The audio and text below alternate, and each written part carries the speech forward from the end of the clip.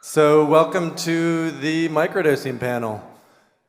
Joining me is Ali Shaper, Tracey Tee, Peggy, I don't know your last name, Peggy. I can't even pronounce that. Amazing. Peggy Vonderplash. Good job. Coach Jeremy. Jeremy doesn't have a last name, it's just Coach Jeremy. And Suzanne Kahn.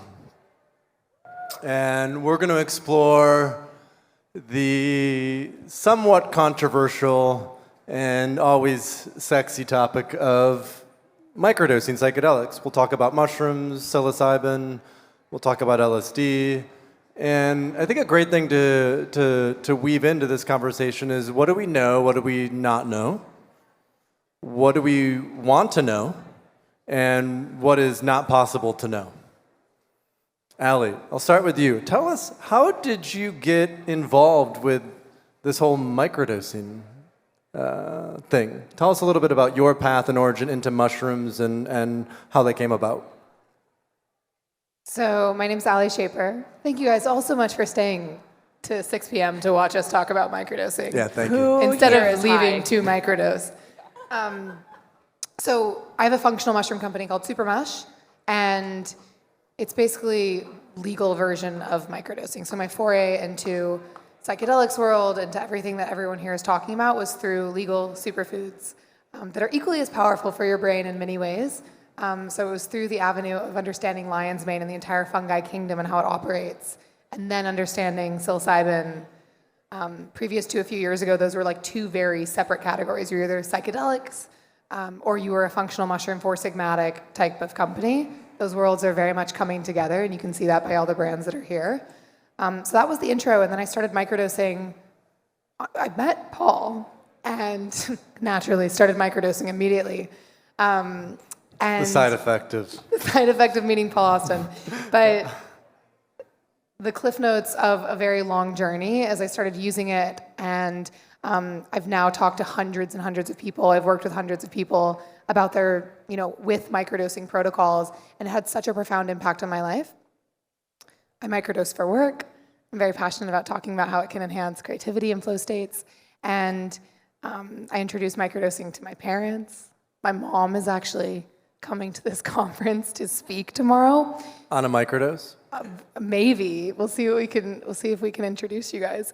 But that was my intro to the whole space, and now what it evolved into is a nonprofit that you and I and some other amazing people started together called Microdosing Collective, born from the passion of wanting everyone to have legal, safe access to these medicines, because microdosing is so low touch, which Tracey can speak to. I'll kind of like roll that over to you for your intro, but the nonprofit is focused on legalization, community, and research to make microdosing more accessible.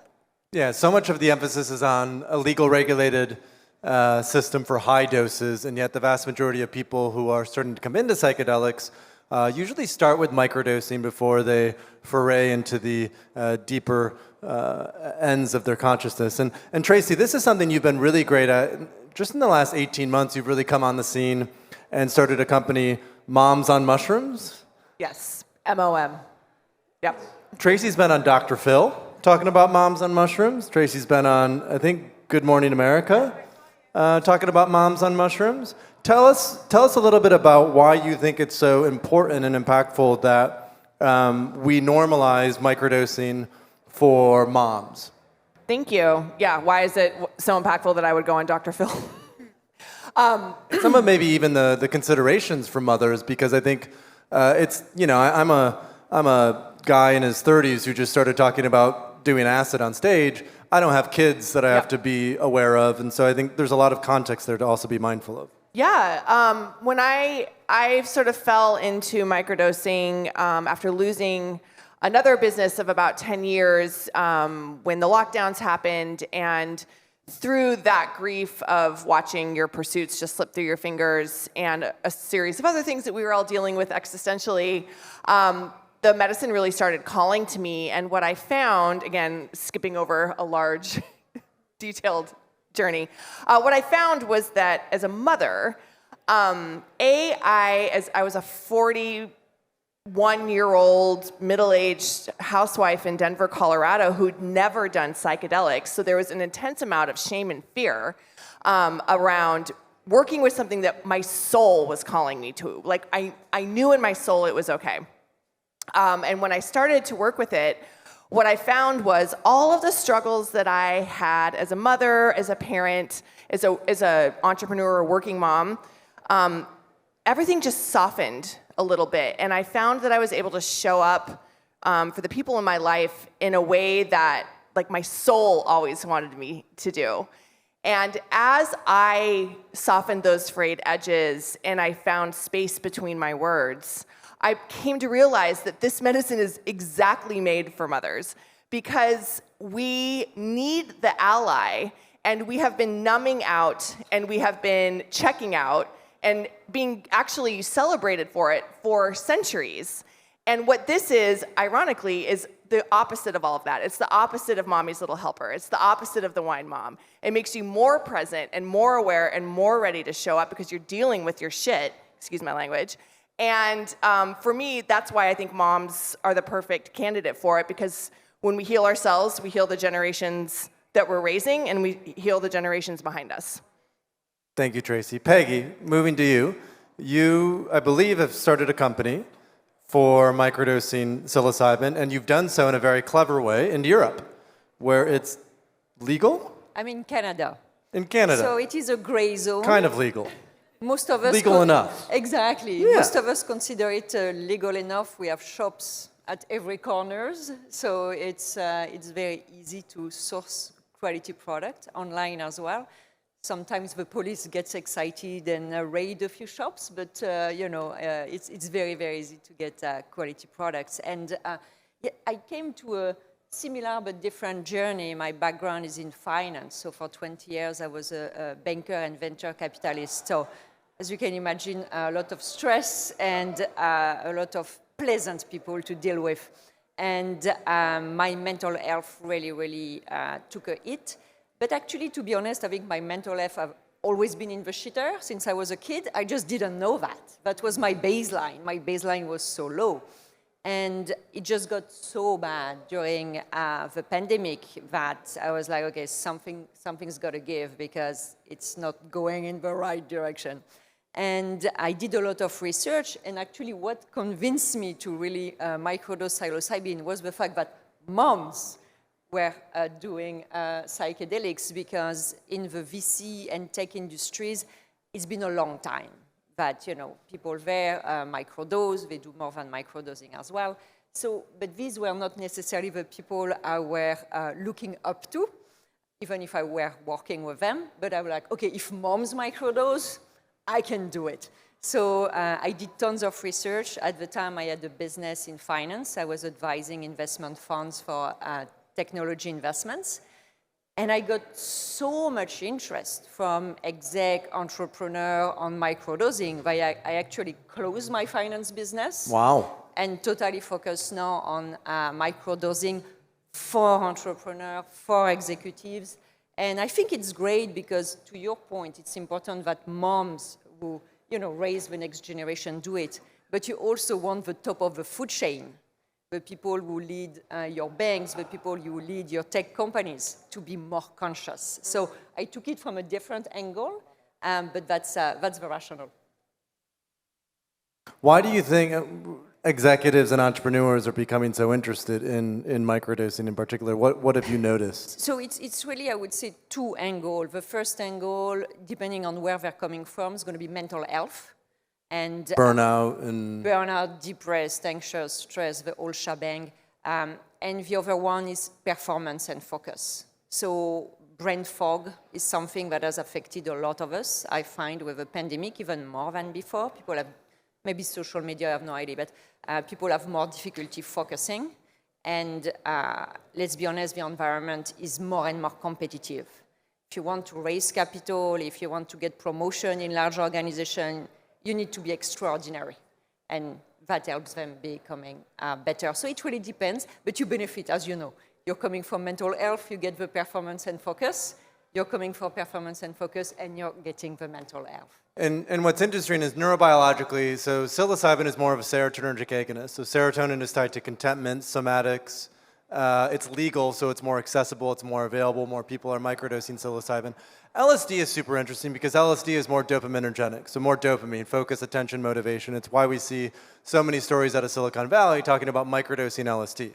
And the sort of context of why LSD has been so widely used in Silicon Valley is because it's a great replacement for Adderall, Ritalin, modafinil, these other intense, sometimes psychiatric medications that have an addictive nature to them. And so looking at that difference, if you're more interested in cognitive performance, I found that microdoses of LSD tend to be helpful. And a microdose is, anywhere from 10 to 20 micrograms. If you're really neurotic and hard-headed, it might be 30. And for psilocybin, it tends to be anywhere from 100 to 250 milligrams. Now, Jeremy... It's just so easy to get mushrooms versus LSD. Correct. That's the thing. Shameless plug, if you want to grow your own mushrooms, go to Third Wave to get a mushroom grow kit. Okay, we sell them. You can grow your own mushrooms in as little as 6 weeks. Jeremy, tell us a little bit about the microdosing mastermind that you've pioneered. And why you think it's so important that community is a central part of the microdosing process. I love that, bro. Thank you, everyone, for coming. So just a quick backstory before that in the birthing of the mastermind. My first experience with plant medicine or any psychedelic was 5 years ago, July 2018 in Peru. And during that experience, so much stuff came up with my older brother and all of the anger and resentment that I was harboring towards him for essentially, in my eyes, abandoning me when I was 13 with drugs, with alcohol, and pursuing that path. And it was during that experience where I was purging in the bucket where I literally felt like I was purging for my brother. And I felt this deep sense of empathy and compassion that I'd never experienced before. So after that experience, I was like, I need to explore these different compounds more. And my dad actually was a neurologist, so I always had this fascination with the brain. And when I stumbled across psilocybin a little over 4 years ago, I remember my first time taking a microdose and actually going on a bike ride here in Miami. And bro, it was absolutely incredible. Like the sky was just a little more blue. The blades of grass were a little more green and sharp. And like, it felt like the birds were singing this sweet symphony to me. And I was like, wow, what if I could tap into this more often? What if I could help others tap into the same energy and frequency? And at the time, I was working with a lot of high-level executives and entrepreneurs, and I started to share my experiences with them, and I noticed they were all tapping into more presence, more flow state, more compassion, and I was like, wow, there's something here. So about 2.5 years ago, I posted my first video about microdosing on TikTok, and it just blew up. It had like 6 million views. Wow. And I was like, oh shit, okay. And a lot of momentum after that started to manifest in terms of like so many people reaching out and sharing their stories with me about being debilitated by addiction or dependence on antidepressants. So at the end of 2021, I was like, let me see what's there. I had started to build a social media audience, like, let me try this mastermind thing and combine it with all the other modalities that I've spent my life learning. You know, subconscious reprogramming, work with Joe Dispenza, biohacking from Wim Hof, breath work, movement, nutrition, gut health, and then add microdosing as a layer on top of that to tap into more power and potential. And, you know, for the last 2 years, we've worked with over 300 people in the mastermind, and it's been just absolutely incredible to see the growth and transformation. And in regards to community, I think similar, like Tracey said, like, that feeling that I'm not alone, right? Like that feeling of like, yo, like I wanna heal these emotional wounds and traumas from the past. I want to become the best version of myself. And then connecting with other people who have that same mindset, you get to really feed off each other. And you get to support each other, you get to hold each other accountable, and you get to share experiences. Like, I'm not a parent yet either, but I know like there's so many challenges that come with being a parent, with being a mom. Mom guilt is something that always comes up with the people in my mastermind when moms are talking amongst themselves. So I think just being able to co-create a community of healing, of transformation, of health is really powerful, where you're able to lean on each other for that support. Suzanne, so we've been hearing a lot of great anecdotes. If you can't tell, a lot of us microdose and pretty consistently. How many of you have microdosed at some point? You've done a protocol. With psilocybin. What about with LSD? Okay, so a handful of you. Highly recommend. LSD is great. I even got a tattoo of LSD on my ankle. That's how much I love it. Suzanne, so we've had a lot of anecdotes that have been told, right? Positive anecdotes, beautiful anecdotes. You would think that microdosing would solve all the world's problems plus some.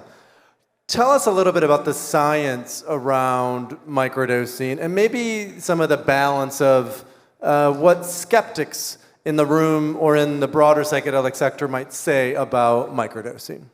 Yeah, so the first thing I would say about the science of psychedelics, it's something that exists for, as you know, it started in the 50s but had to stop. And the first wave of research is more toward a big dose, and the microdose is the second wave.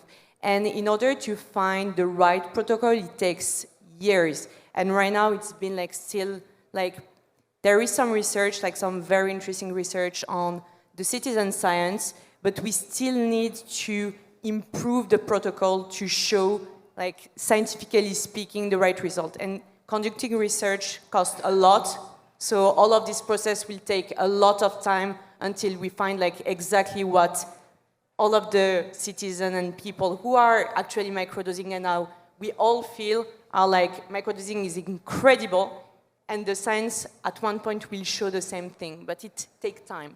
So that's why I would say that still skeptical, because it's a new science. And what brings you into the microdosing space? What is your specific interest in microdosing? In my specific case, so it's a different thing. I had a passion around mental health, and while I was on that journey of just looking to do something in that field, I had my personal journey with psychedelics. I had my first breakthrough with a higher dose of psychedelics. And whenever you have a big journey on psychedelic, you just meet people and you just share your story around it. And I met one of my friends who told me that he didn't had a big experience. However, he was microdosing. I was like, what's microdosing? And it's the moment you meet someone who's like you and with the same kind of way of being. And he had ADHD. I do have ADHD as well. He was like, it's amazing, you just stay focused, and it's also relieve a lot on your mental health, and you feel better. And I was like, okay, I definitely need to try that. And starting that moment when I integrated microdosing into my life, it really changed the way I just apprehended my life. Because for people who do have ADHD, maybe some of you have ADHD here, just being focused and having a lot of thought in your mind, it's incredible, because for innovation and for thinking and just having a lot of ideas is incredible, but at one point when you just have everything going on, it's exhaustive. And just having something that could just a bit a little Marie Kondo in my mind and just putting everything in place was kind of awesome. And that's why I integrated into my life, and it's different than Ritalin or Adderall. I felt that it's something that just brings me into a natural flow. So that was also something I was looking for. So as Suzanne mentioned, there's a lot of clinical research on what we call psychedelic-assisted psychotherapy, which is high-dose psychedelics done once, twice, or thrice with preparation and integration support, right? The clinical research is clear that this is an efficacious treatment, no questions asked.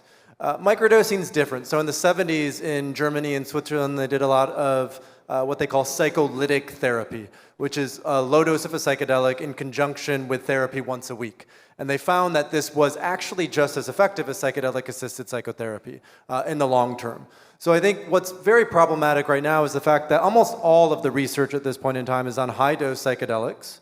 There is very little research on low-dose and microdosing, even though it's a much more palatable way to sort of, let's say, mainstream or scale psychedelics, right? If we've learned anything from the 60s, it's that when culture outpaces science, then people just start doing acid all the time, and we have a little bit of a backlash. And that's starting to happen. We just saw an article come out, I don't know, 2 or 3 weeks ago about an Alaska Airlines pilot who took mushrooms about 48 hours before he got on a flight and tried to down the flight and blamed mushrooms for that.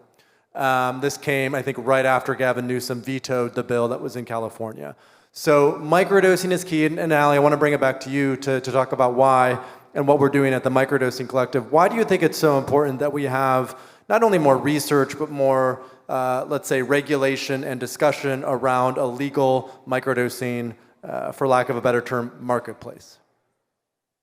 So a lot of the stuff that we've been talking about, the reason why this conversation even happened, right? Why do we need a nonprofit that's focused specifically on microdosing legalization? Like Paul said, all the policy is focused on macrodosing at service centers. The way that most people are using psychedelics is not macrodosing at service centers. And right now, how the legalization is being rolled out for microdosing as a supplement, you have to go in and sit with someone, pay upwards of $800. It's, first of all, not the most impactful way to test the efficacy of if microdosing works for you. So the problem in that is pretty clear.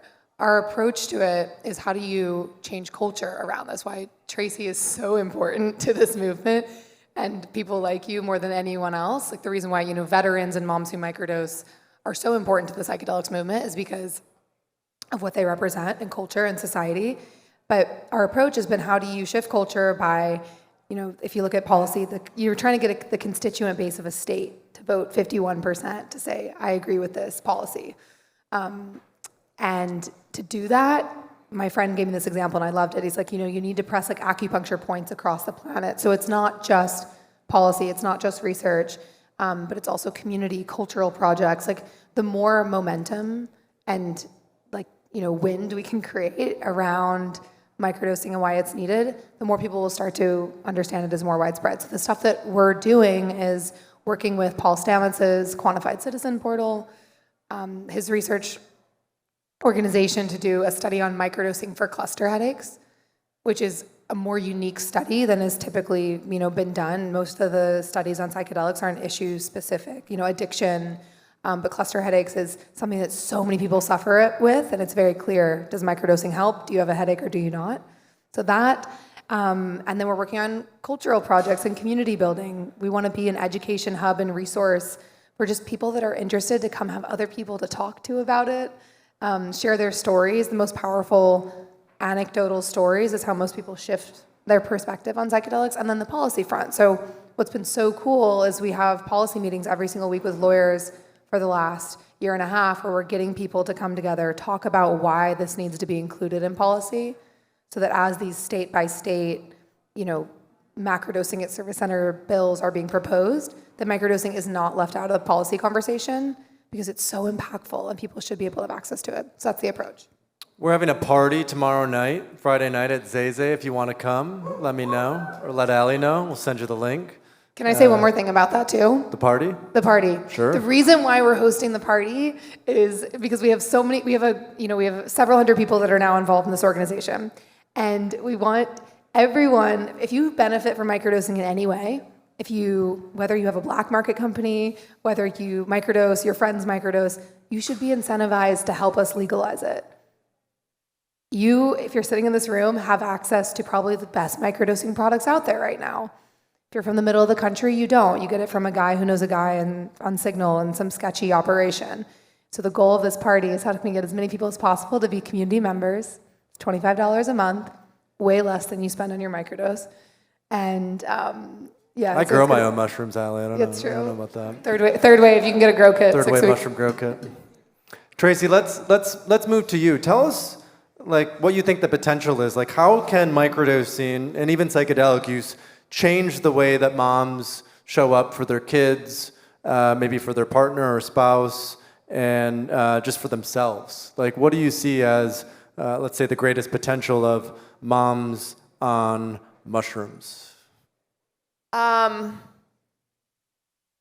I'm going to use a metaphor, sort of. We have a 3.5-month course that is really a space for moms to come and just start talking, because we've stopped talking to each other as communities, and create an intentional microdosing practice. And the course follows the chakras, which was way more woo than I ever wanted Moms on Mushrooms to be. But what I realized is if we work through the sort of general themes of the chakras, you heal yourself by pulling back those onion layers, and you just heal everything. So you look at the root and you look at why you feel unsafe, why you don't feel grounded, why as a mom am I have anxiety all the time. And you look at it and it looks at you, and you ask the medicine to be an ally to help push it out. And then you go to the sacral and you look at, oh my gosh, I really did have a terrible birth, or I'm having postpartum depression, I have reproductive issues, and you move up the chakras. And what happens is mothers slowly begin to heal all the multifaceted parts of themselves, rather than putting it on the shelf for 20 years from now, where it's frankly a little too late. It's a lot of onion peels that you've put up over yourself. Or you say, I'm going to numb out now, and that's what we're seeing. We are seeing the nexus of generations of women who have been celebrated to numb out, to have mommy's little helper, to leave, to check out, to just pass the kids off, and then now the wine mom. And what we're seeing is nobody feels like that's sustainable anymore, and what we want to do is look at the root of the problem. So that's really it, is to allow moms to heal themselves as with the medicine as an ally, and not be high, right? Like, that's the point. Microdosing, you're not high. And so they can show up as completely functional mothers, even more so than the pills and the wine we've all been drinking. Yeah, and the idea of microdosing is, I like that you made that point. We hear about it as sub-perceptual, meaning you don't notice any changes. And yet Jeremy was riding his bike, and the sky was more blue. So there is this sort of interesting discussion. James Fadiman, who's sort of the father of microdosing, talks about how it should be sub-perceptual. Absolutely, you should not feel anything. Paul Stamets thinks differently. He thinks it should be sub-intoxicating, that you can still sort of navigate everyday reality without feeling high or intoxicated. So I think it really depends on who the individual is, what you're coming in with. Don't get too attached or hung up on, is it sub-perceptual, is it sub-intoxicating? If you do feel a little bit, you can still call it a microdose. But don't be like our friend John, who says that a gram is a microdose. That's definitely not a microdose, all right? Peggy, what about the future of leadership? Why is it that every creator, entrepreneur, builder of tomorrow should consider microdosing as a phenomenal tool in their toolkit? Well, multiple reasons. The first one, obviously, creativity. So you want to access all your potential, focus, performance, which is really usually the skills we look at in terms of leadership. But I would say more importantly is the relationship with yourself and with others. And if you are absolutely unhealed and you're a terrible person, you're not going to be a great leader. You might have amazing ideas, maybe, but it's not maybe going to be executed in the most conscious ways. So this is why I really, and a lot of moms are entrepreneurs and executives, so there is obviously an overlap here. But I think it's extremely, extremely important that organizations, so whatever they are, again, I'm coming from the finance and technology services, have more conscious people at the top, but also coming up. How do you define being a more conscious leader? Because I think conscious leader is sort of a buzzword. We hear about that a lot. Yeah. Sometimes it's bullshit. What do you think about being a more conscious leader? Well, what I've seen and still see in the industry is really the hustle culture of being an asshole. Sorry for my French. We'll say I don't understand that word. Your French is beautiful. And I mean, in finance, the more hard ass you are, the better you are. You're the man. Not that many women, unfortunately. So there is, unfortunately, still the Oliver Stone Wall Street culture of, and tech is very much like that as well. So I'm explaining conscious by explaining unconscious, but it's really what we had to deal with for the last decades, really that mindset of the nastier you were, the more powerful you were. And that is so wrong. because it's not about competition anymore, it's about collaboration. Competition, not collaboration. I still love football, but I think it's important that we do learn how to collaborate and look at things as interconnected, right? One of the core fundamental truths that we know from high-dose psychedelics is that we are connected to everything around us. And I think the point that you're making about conscious leadership, it's really about bringing in more of the feminine, right? So there's been such an emphasis in sort of industrial modernity on the masculine, linear, knowing, scientific method, and it's helped. It's pulled hundreds of millions of people out of poverty. And yet the sort of shadow side of that is we lose touch with what it means to actually be human. So most of the language we use, most of the words that we use, they're very machine-like. You'll notice, especially in places like Silicon Valley, we talk about biohacking, we talk about our hardware, we talk about downloads, we talk about upgrades, right? All of these are used to talk about computers. And so we're slowly, especially with the advent of AI, becoming, our sort of metaphysical worldview is how do we become more like computers? And there's a big risk in that, which is the extinction of our species. So I think what psychedelics often teach us is the importance of remaining human and being human, and a huge aspect of that is our relationship to the feminine, both as mothers, as business leaders, and as organizations. Jeremy, tell us about coaching with microdosing, right? You do a lot of coaching with microdosing. We have a training program for coaches, so if you're a coach who wants to work with microdosing or psychedelics, talk with me or Leanne. Leanne's here. Leanne, raise her hand. We have a training program. Jeremy, tell us about coaching with microdosing. What have you noticed to be the impact and the results of microdosing when it's used within a coaching container, and what's really important to pay attention to? Yeah, appreciate the question. So, like I always tell anyone we work with, if you eat like shit, if you sleep like shit, if you don't move your body, if you don't know how to regulate your nervous system, microdosing is not a magic pill. So it's not just going to heal all of these traumas or emotional wounds. It's not going to heal your gut, right? You have to do the deeper work, which is what we call integration.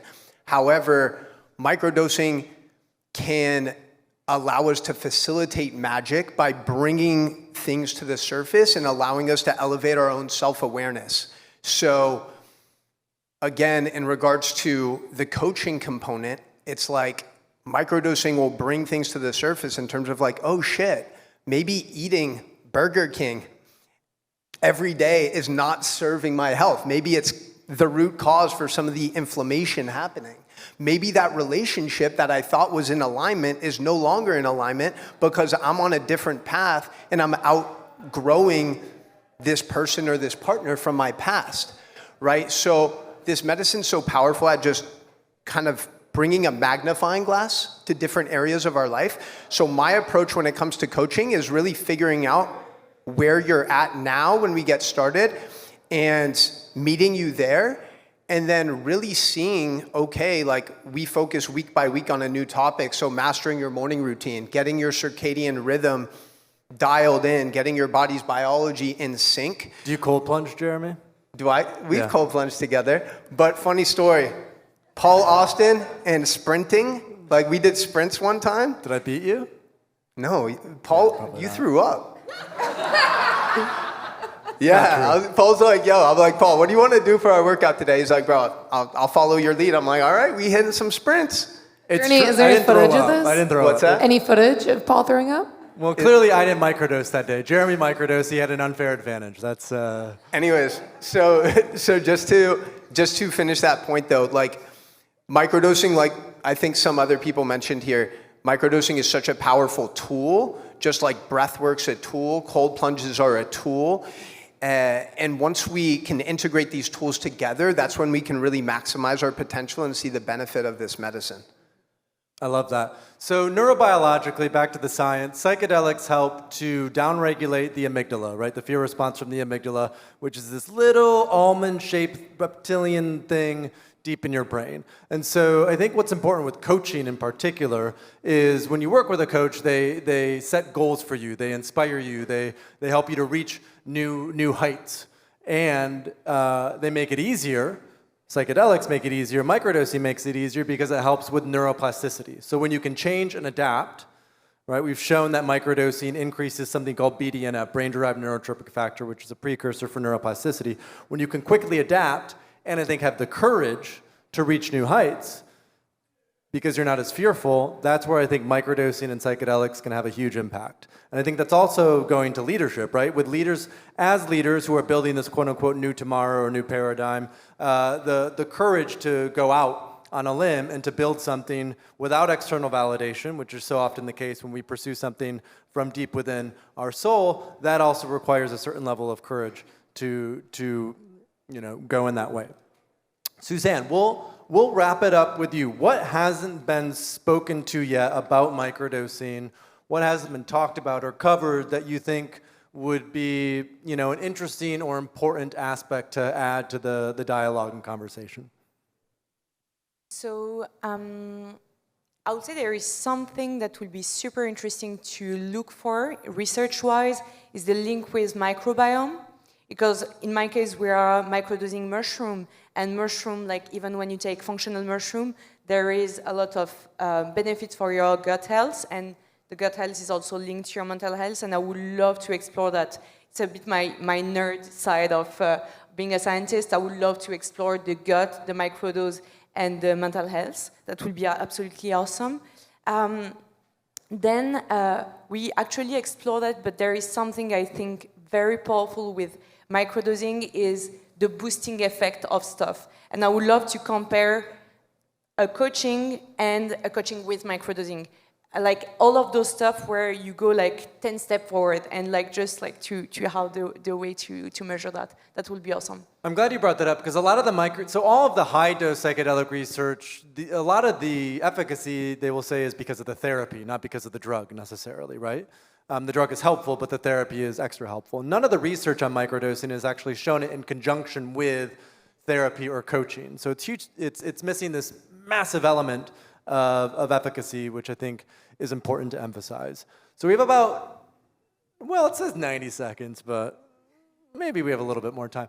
Are there any questions in the audience? Things we haven't talked about or covered yet that you're like, what about this? What about this? Handsome guy in the front here, blue shirt. Speak up and I can repeat the question.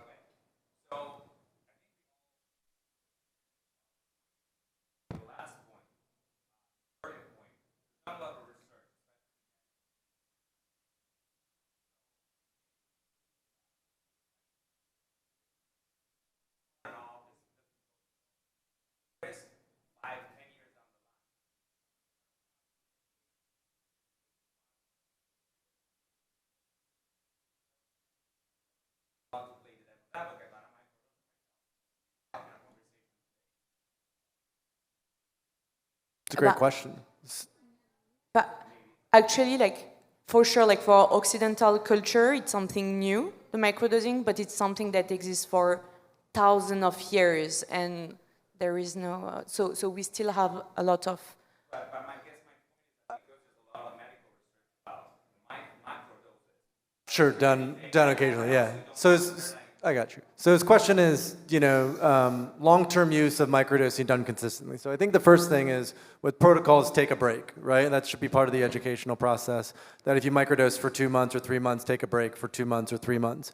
And a lot of people, after they do an initial microdosing protocol where they might microdose 2 or 3 times a week, ideally they've used it as a catalyst for growth. And so there's not necessarily a psychological dependency to continue with microdosing. However, with all that said, if someone were to microdose with LSD, let's say kind of like we do with Prozac or Zoloft, it's a prophylactic against depression. There has been some research that came out in the 90s about a drug called fen-phen, which activated the 5-HT2B receptor, valve receptor. The amount of active ingredient in fen-phen is significantly greater than with LSD or psilocybin in terms of its action on the 5-HT2B agonist. But there is some concern that there may be heart risks if done for a long time.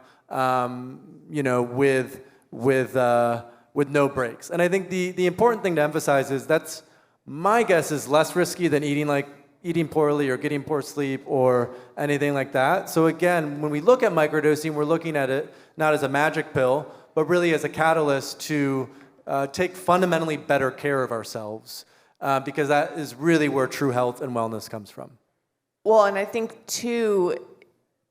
there's two parts. One is sort of unlearning this demanded protocol that we have to have this many studies and has to do this very, very scientific way of looking at it and looking to the past and looking at history and looking at, okay, we know that people take large doses for decades over time and don't show anything. And then to Paul's point, there may be a risk of some heart stuff. However, every human is different. So that's why the studies are so hard, because it's hard to say my constitution is different than Suzanne's, and there's so many factors that come into it. So how could you possibly know besides looking at a large anecdotal pool? Question up front, and the beautiful, beautiful woman in the blue, which is my girlfriend.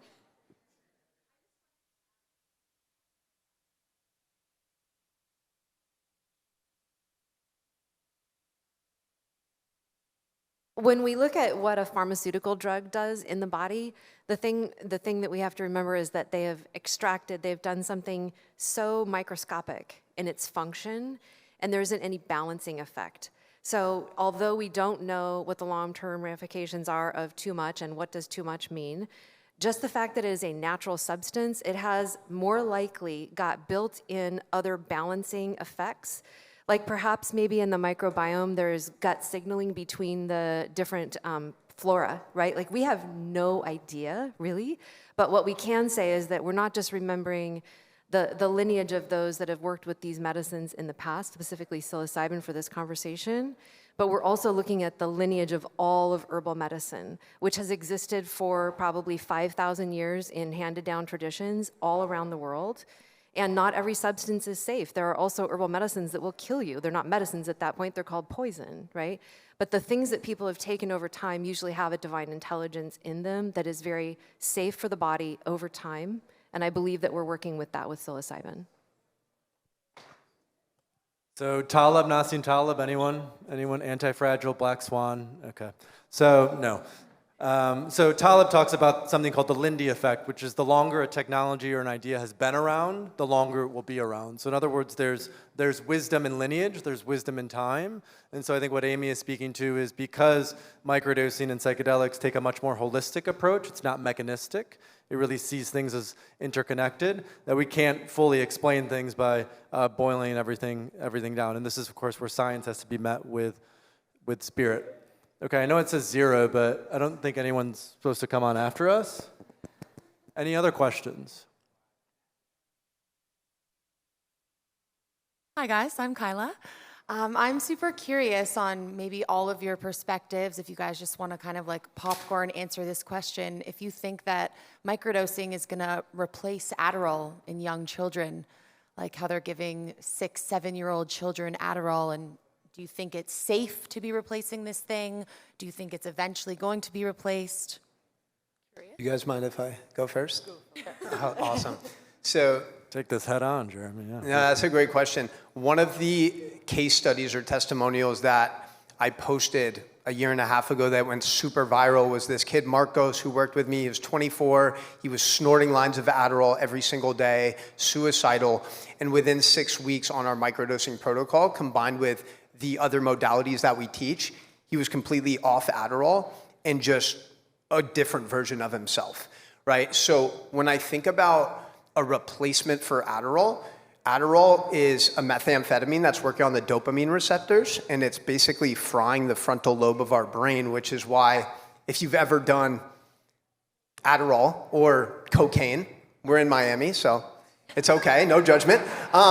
If you've ever done one of those compounds, you notice that like 4 or 5 hours after taking something like Adderall, you feel depleted, right? You feel focused and locked in for those first couple hours, and then you feel depleted because your dopamine receptors are taking a hit.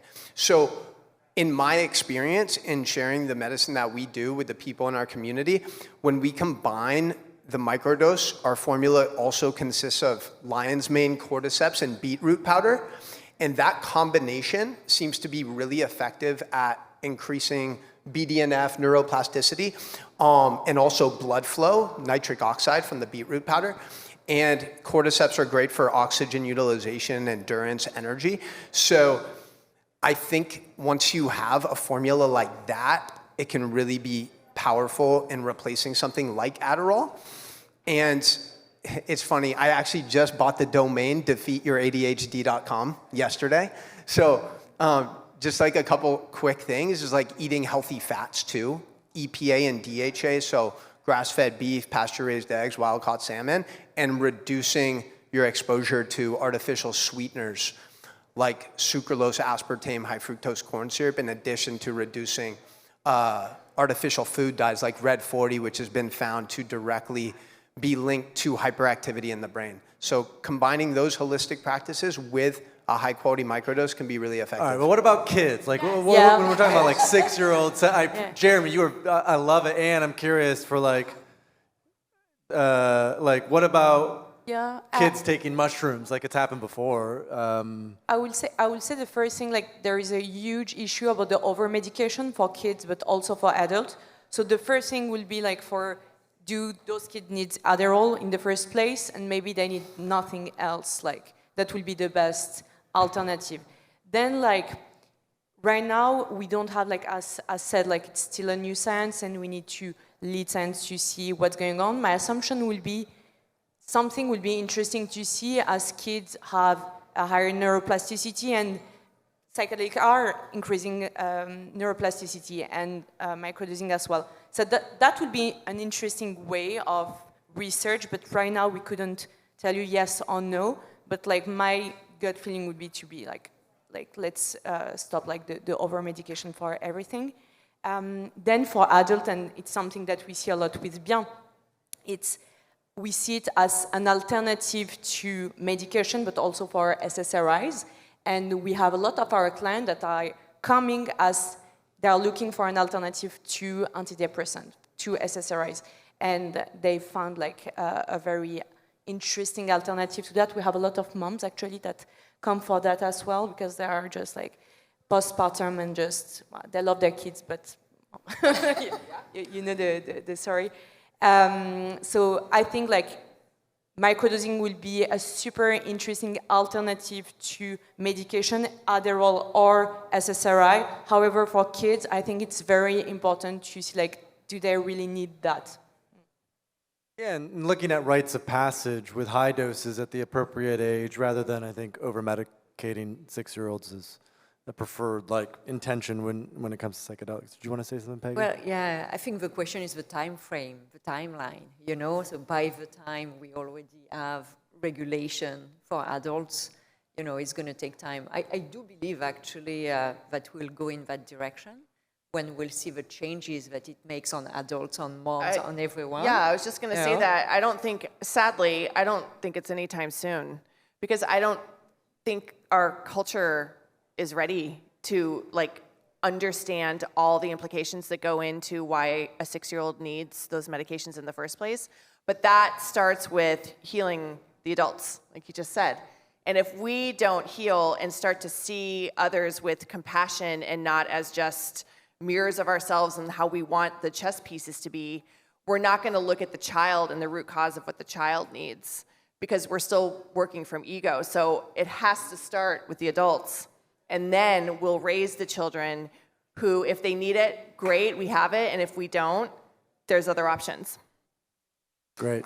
Thank you all. This has been a fun panel. Let's thank our panelists, Ali, Tracey, Peggy, Jeremy, Suzanne. Phenomenal job. Good job, team. If you have more questions about microdosing, come up to any of us and we'll be happy to help. And come to our party tomorrow night at Tete. Oh, we have 3 more minutes. Are there any more questions? Wait, can I say something? Yo, Ali's sex gummies that she just launched like a couple weeks ago are fucking amazing. And I'm gonna be honest. No pun intended. No pun intended. I did not think they would actually work, and I can tell you, they do. So try them out. Did you take a microdose with it? Bro, no microdose necessary. Thank you so much. No, it's Damiana and horny goat Chelsea will give you a sample. and- She has them up here. You have another question? All right. We have one more question. Based on what? I crushed the whole thing in like 2 days, though. Okay. Please, if anyone's recording this, stop recording it. But I'm just curious because a close friend of mine just recently got into a relationship, and the first time that they interacted, they were on a microdose. And the first time that they got physical with each other, they were on a microdose. So I'm curious if it has like a skewed maybe reality because you're not in your most natural form. Well, maybe you're in the best version of yourself, you know? So maybe your natural form is that best version of yourself. You know, maybe that's your natural state. Just attracting high vibes all around you. Sex and intimacy and microdosing. Timothy Leary once said that LSD was the greatest aphrodisiac known to man. So I think there is definitely something to be said for, especially with people who maybe struggle to open their heart or with vulnerability or to be very sensual and in touch with their body, that certain forms of microdosing could help with that. I mean, it would be interesting to see a study on like microdosing and ED or HSDD or like if you can't get wet or you can't get hard or be. Is that going to be the official title of the? You can't get wet. I do have a comment. I have a comment on this. That would sell pretty well. You should put that on your. There's really interesting research about women that have lost their periods that psychedelics are helping to bring back. That stuff is really interesting, and it goes back to that entire body, like entire nervous system. Like sexual function is such a huge part of mental health. We very much separate them as a society. We don't need to go too much into that. We all know why that's a problem, but there's really interesting stuff coming out about that. Like people are taking microdosing for depression, anxiety, creative performance, whatever it is, and then they're coming back and saying, I got my period back, and all these other things. So it really is holistic, to Amy's point. Masha.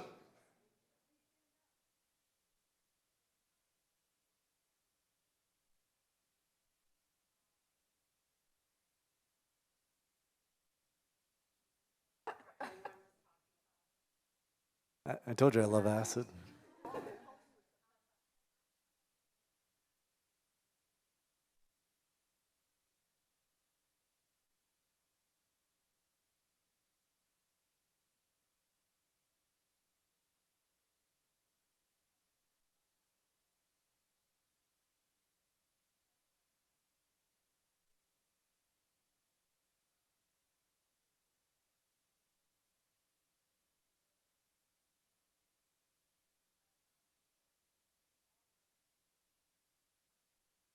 What's the question, Masha?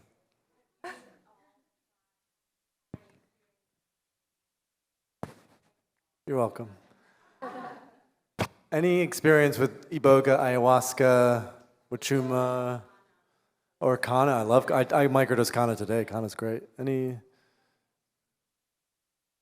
guys, folks?